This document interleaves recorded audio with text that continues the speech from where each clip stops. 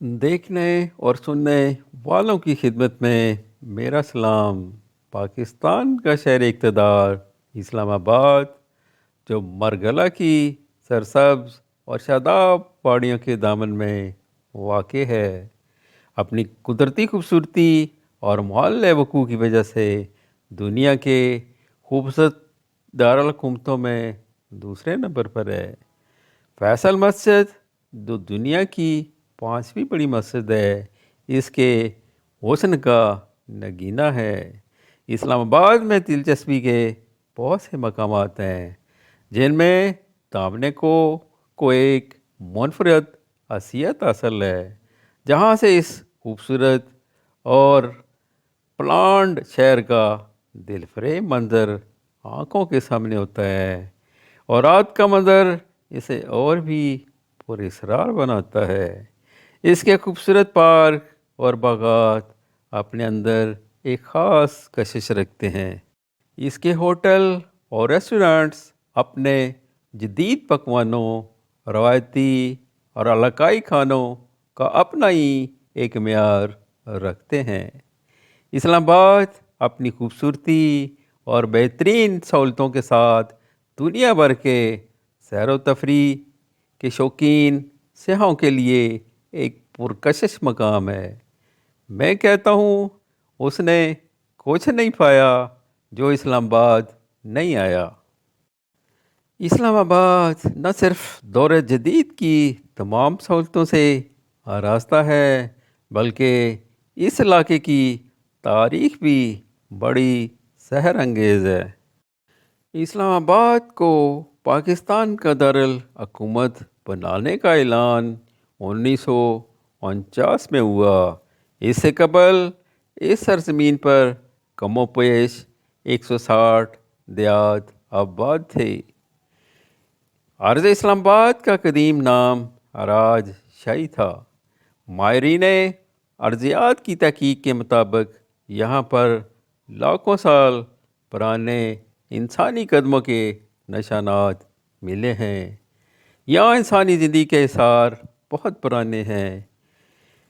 اس تحقیق کی بنیاد پر وہ فوسلز تھے جو دریائے سواں کے ارد گرد کے علاقے مورگا، گڑی شاں اور سواں کیمپ سے ملے ہیں۔ ماہر ارضیات ڈی این وارڈیا نے 1928 میں دریائے سواں کے کنارے ایسے اوزاروں کا پتہ چلایا جو پتھر کے بنے ہوئے اوزار استعمال کرنے سے بھی قبل کا زمانہ ہے۔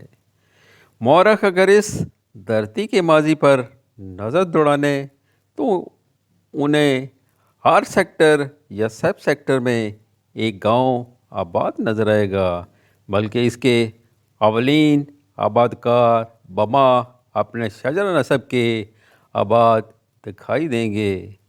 دیہاتوں کے ناموں کی وجہ تسمیہ بھی اپنی الگ شناخت ظاہر کرتی ہے۔ شہر کی تعمیر کے دوران مارگلہ کے دامن میں واقع بہت سے دیہات جیسے نور پور شاہاں، شاہدرہ، سید پور اور گوڑا شریف کو اسلام آباد کا دیہی علاقہ قرار دے کر ان کی اصل شکل کو برقرار رکھا گیا ہے۔ سید پور اور شاہ الادتہ قدیم ترین دیہات ہیں۔ سید پور کا پرانا نام فتح پور باولی تھا۔ اس سے پہلے مغلوں کے ایک بزرگ مرزا فتح بیگ نے 1530 میں آباد کیا تھا۔ 1580 میں مان سنگھ نے کابل جاتے ہوئے سید خان گکھڑ کو یہ جاگیر عطا کی۔ بعد میں یہ سید خان کی مناسبت سے اس کا نام سید پور رکھا گیا۔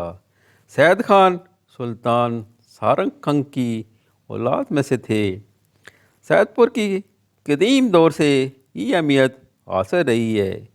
1849 میں یہاں انگریزوں نے سکھوں کو شکست دے کر قبضہ کیا تھا۔ یہاں ہندوؤں کے مشہور آستان رام کھنڈ، لکشمن کھنڈ اور مندر تھا، جس کے آثار آج بھی موجود ہیں۔ مشرف دور میں سید پور کو ماڈل ولیج کا درجہ دے کر اپ گریڈ کیا گیا۔ اس گاؤں میں گکھڑ برادری کی اکثریت ہے، جبکہ جنجوا، راجپوت، آوان، پیر کانجن، مغل، دنیال، گجر مناس اور راجپوت پٹی اور سید بھی آباد ہیں۔ سیکٹر E7 میں ڈوک جیون نام کی بستی تھی، جسے جیون گجر نے گجرات سے آ کر آباد کیا تھا۔ چڑیا گھر کے سامنے سیکٹر F6 میں بانیا نام کی بستی تھی، جس کے اولین آباد گجروں نے اپنی گوٹ بانیا کے نام پر اس کا نام رکھا۔ اسلام آباد میں گجر قوم کی آباد کردہ بستیوں میں ٹھٹھا گجراں، کنگوٹا گجراں، کٹاریاں، پڈھانا، بانیا، نون، بوگر، دال گجراں، گورا گجر، جہاری گجر، پڈھانا، خورد، پسوال، ڈوک گجراں، ڈوک جیون شامل ہیں۔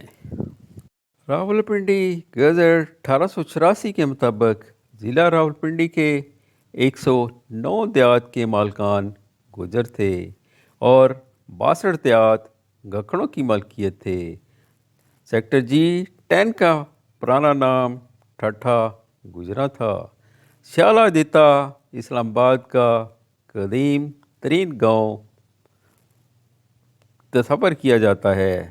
یہ تقریباً 650 سال قدیم گاؤں ہے، جہاں سینکڑوں سال پرانی غاریں قدیم فطرتی تہذیب اور مذاہب کا پتہ بتلاتی ہیں۔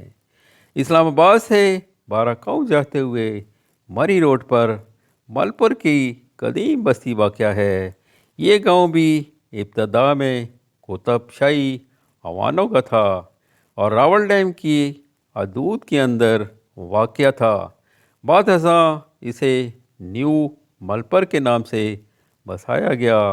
یہ گاؤں سردار بدن خان آوان نے پہلے پائل آباد کیا تھا، بعد میں یہ گکھڑوں کی ملکیت میں آیا۔ یہاں کمیال، گکھڑ، شیخ اور ملیار بھی آباد تھے۔ 1976 میں وزیر اعظم ذوالفقار علی بھٹو مرحوم نے اسے ماڈل ولیج کا درجہ دیا تھا۔ موجودہ کنونشن سینٹر کے قریب ڈوک کی چھوٹی قسم ڈوکری کا نام چھوٹا سا گاؤں تھا، جو 80 کی دہائی تک ایک مزدور بستی کے طور پر آباد رہا۔ بعد ازاں اس کا نشان مٹ گیا، البتہ ڈوکری سٹاف نے اس کے نام کو زندہ رکھا ہوا ہے۔ موجودہ اپارہ کے قریب باگاں یا باغ کلاں کے نام کی بستی تھی۔ اسلام آباد شہر کی تعمیر کی ابتدا 1961 میں اسی باغ کلاں کے گاؤں سے کی گئی۔ نور پور شاہ حضرت شاہ عبداللطیف کی آمد سے قبل چور پور مشہور تھا۔ یہ علاقہ ایمان کی روشنی سے منور ہو کر نور پور کہلانے لگا۔ اجازت اس دعا کے ساتھ، اللہ پاکستان کو سدا قائم اور دائم رکھے، آمین۔